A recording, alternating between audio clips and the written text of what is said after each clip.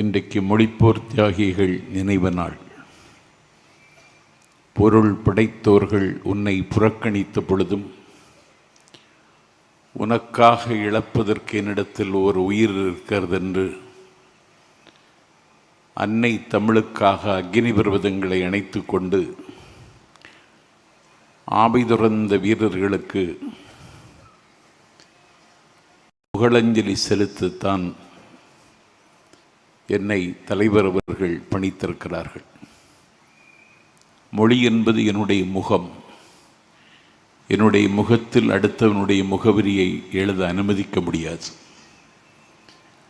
மொழி என்பது என்னுடைய கலாச்சாரத்தை காப்பாற்றுகிற கவசம். இந்த கவசத்தை எந்த கட்டத்திலும் கழற்றி தூர எறிந்துவிட முடியாது. மொழி என்பது எனது உள்ளாடும் உயிர்.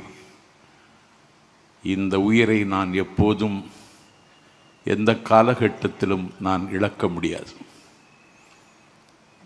மொழிதான் ஒரு மனிதனுக்கு முகமாகவும் முகவரியாகவும் இருக்கிறது. வரலாற்றில் இருந்து ஒரு செய்தியை உங்களுக்கு நினைவூட்டுகிறேன். இந்தியா விடுதலை பெற்ற அன்றைக்கு பாகிஸ்தான் விடுதலை பெற்றது. பாகிஸ்தான் விடுதலை கேட்ட காலகட்டத்தில் அது இமேஜின், ஒரு கற்பனை என்றார் பண்டிட் ஜவஹர்லால் நேரு. ஆனால் விடுதலை பெற்ற பாகிஸ்தானுக்கு முதல் வாழ்த்து தெரிவித்தவர் பண்டிட் ஜவஹர்லால் நேரு.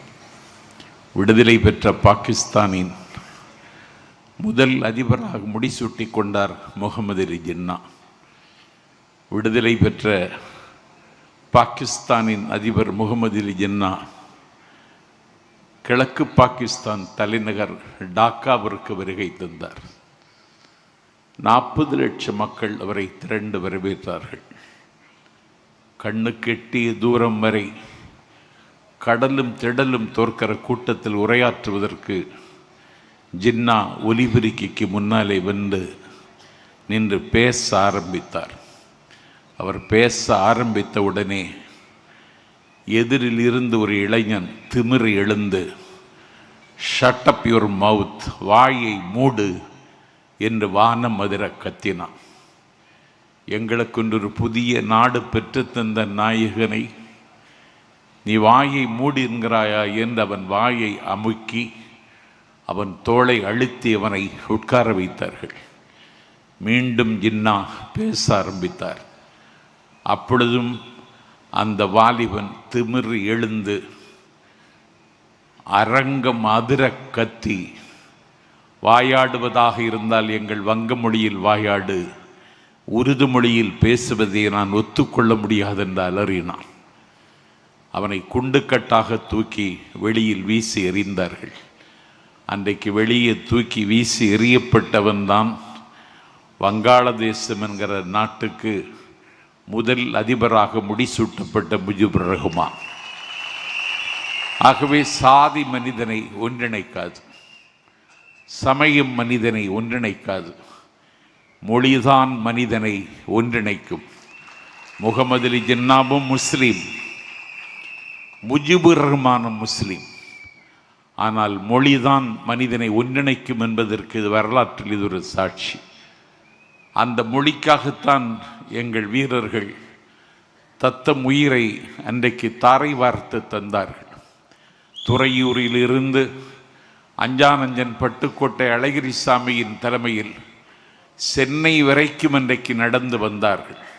பாலோடு நேர்தமிழும் பைந்தமிழ் மாக்களும் ஆளோடு வேறென்றறிந்திருந்தும் ஆள வந்தார் மேலோடு பேசிவிடுவரேன், அவ்வாட்சி சாலோடு நீரென்று கூவிடுவாய் கருங்குயிலே என்று இளைஞர் துடிக்கின்றார் தமிழின் நிலை எண்ணி. கிளைஞர் அடைகின்ற கேடுபறார் இங்கு விளையாட வேண்டாமே ஆள வந்தார், வாழ்வின் களை நீக்குக கூவாய் கருங்குயிலே என்று துறையூரிலிருந்து சென்னை வரைக்கும் நாடதிர பாடிக்கொண்டே பட்டுக்கோட்டை அழகிரிசாமி அன்றைக்கின்ற பயணத்தை நடத்தினார். 8 திசையும் 16 கோணத்திலும் மொழிக்காக மூண்டெழுந்த போர் உலக வரலாற்றில் எந்த நாட்டிலும் இல்லை. பட்டுப்பூச்சிகளின் பிரதேசம் வியட்நாமில் பௌத்தத்திற்காக புத்த பிட்சுக்கள் தீக்குளித்தார்கள். ஆனால் மொழிக்காக தீக்குளித்த மரபு தமிழர்களுக்கு மட்டுமே உரிமையுடைய போர் இந்த போர். நாங்கள் இந்திய ஆதிக்கத்தை எதிர்க்கிறோம், இந்தி என்கிற மொழியை எதிர்க்கவில்லை. Hindi is a symbol of domination. Hindi is a symbol of Delhi. Hindi is a symbol of religion. Hindi is a symbol of Manudharma. Hindi is a symbol of disintegration. Hindi is a symbol of discrimination. இந்திய அநீதியின் சின்னம், ஆதிக்கத்தின் சின்னம், மதத்தின் சின்னம், மனுதர்மத்தின் சின்னம், பிரிவினையின் சின்னம். அதனால் நாங்கள் எதிர்க்கிறோம். என்னுடைய தமிழ் மொழியின் மீது மேலாதிக்கம் செலுத்துவதற்கு உன்னுடைய மொழிக்கு எந்த தகுதியும் இல்லை என்பதை வரலாற்று ரீதியாகவும் லிங்குஸ்டிக்ஸ் மொழியியல் ரீதியாகவும் நாங்கள் எந்த மன்றத்திலும் நிரூபிக்க முடியும். ஆனால் இந்த மொழிக்காக தங்களுடைய ஆவியை என்றைக்கு அவர்கள் துறந்தார்கள். இங்கே தலைவர் அவர்கள் மலரஞ்சலி செலுத்தினாரே 1938 தலைநகர் சென்னை சிறைச்சாலையில் தாளமுத்து உயிர் துறந்தான், நடராஜன் உயிர் துறந்தான். 1965 மொழிப்போரில் கீழப்பழுவூர் சின்னசாமி அண்ணாவினுடைய சிலையை அரவணைத்துக் கொண்டு கங்கா ஜலம் கொண்டு அம்பாளுக்கு அபிஷேகம் செய்வதைப் போல தன்னுடைய தேகத்திற்கு தானே பெட்ரோலை ஊற்றி தானே தன்னுடைய தேகத்திற்கு தீயை பற்ற வைத்து முத்து பற்றி பிடித்த தீ ஜுவாலை விட்டு கொழுந்து விட்டு எரிய என் பெருமைக்குரியவர்களே, முத்து பற்கள் வெடித்து சிதற, மோகன முடி கருகி சுருள, வறண்ட வயலை போல உடம்பு பாலம் பாலமாக வெடிக்க, உடம்பிலிருந்து தண்ணீர் ஆறாகி ஒழுக, நிற்க சக்தியற்று நிலத்தில் சாய்ந்து கீழே விழுகிற பொழுதும் ஆதிக்க இந்தி வீழ்க, அன்னை தமிழ் வாழ்க என்று மொழிந்து கொண்டே அவர்கள் அன்றைக்கு முடிந்து போனார்கள். கீழப்பழுவூர் சின்னசாமியை தொடங்கி விருகம்பாக்கம் அரங்கநாதன், கோடம்பாக்கம் சிவலிங்கம், கோவை ஆரோக்கியசாமி, பீளமேடு தண்டபாணி, ஐயம்பாளையம் ஆசிரியர் வீரப்பன், விராலிமலை சண்முகம், கீரனூர் முத்து, சத்தியமங்கலம் முத்து என்று அன்னை தமிழுக்காக ஆவி துறந்தார்கள். மண்ணெல்லாம் வீரம் பேசும், மலரெல்லாம் தமிழாய் மாறும், பெண்ணெல்லாம் பொய்யாய் சீரும் சிவகங்கை சீமையில் பிறந்து கலை தேடுவதற்காக சிதம்பரத்திற்கு அண்ணாமலை பல்கலைக்கழகத்திற்கு படிக்க வந்த மாணவன் இந்தியாதிக்க எதிர்ப்பு ஊர்வலத்தில் அவன் நடைபோட்டு பட்டாள நடைபோட்டு வருகிற பொழுது அவனை சுடுவதற்கு காக்கி சட்டை அணிந்த காண்டா மிருகங்கள் துப்பாக்கி எடுத்து சுடுவதற்கு குறிபார்த்த பொழுது பட்டனை திறந்து சுடு, ஆசை தீர சுடு என்று மார்பை காட்டி குண்டை மார்பில் வாங்கி மரித்து போனான் மாணவன் சிவகங்கை ராஜேந்திரன். நஞ்சறிந்தி செத்தான் மாயவரம் சாரங்கபாணி. உயிரற்ற உடலோடு உடையார்பாளையத்தில் மரத்தில் தொங்கினான். அந்த மொழிப்போர் தியாகிகளை நான் இன்றைக்கு கொண்டாடுகிறோம். சேனை ஒன்று தேவை, சேனை ஒன்று தேவை, செந்தமிழ் காக்க சேனை ஒன்று தேவை என்று பாடினான் பாரதிதாசன். செந்தமிழ் காக்க இனி ஒரு சேனை தேவைப்படுமானால் அந்த சேனையை தருகிற இயக்கம் எங்கள் தளபதியின் தமிழக வெற்றி கழகம் என்பதை மத்தளம் கொட்டி வரி சங்கம் நின்றூதி நான் இன்று சொல்லுகிறேன். அந்த சேனை எங்களிடத்தில் தான் இருக்கிறது. நீங்கள் இந்திய எதிர்ப்பதாக நாடகம் போடுகிறீர்கள். 40 நாடாளுமன்ற உறுப்பினர் உங்களுக்கு இருக்கிறார்கள். நான் கேட்கிறேன், அன்டெமோக்ராட்டிக் கண்ட்ரி, அன்சிவிலைஸ்டு பீப்புள் என்று இந்தியாவினுடைய மனிதவள மேம்பாட்டுத்துறை அமைச்சர் நாடாளுமன்றத்தில் பேசினார். என்ன எதிர்வினையாற்றுகிறீர்கள்? எம்பி என்றால் யார்? He is one of the DMK that have invaded Delhi. டெல்லியோடு மோத, டெல்லியோடு யுத்தம் செய்ய, டெல்லியில் குவிந்து கிடக்கிற அதிகாரங்களை உடைத்து நொறுக்குகிற படைக்கலன் நான் ஒரு எம்பி. அந்த கடமையை செய்தீர்களா? நாடு பார்த்து கொண்டிருக்கிறது. உங்கள் நாடகம் முடிவுக்கு வரப்போகிறது. துரியோதனன் வீழ்ச்சி அவன் தொடையில் இருந்தது. சராசந்தன் வீழ்ச்சி அவனுடைய உடலை மாற்றி போடுவதில் இருந்தது. இதயத்தை கீழே இறக்கி வைத்த ஹிட்லரின் வீழ்ச்சி ரஷ்யாவின் கடும் குளிரில் இருந்தது.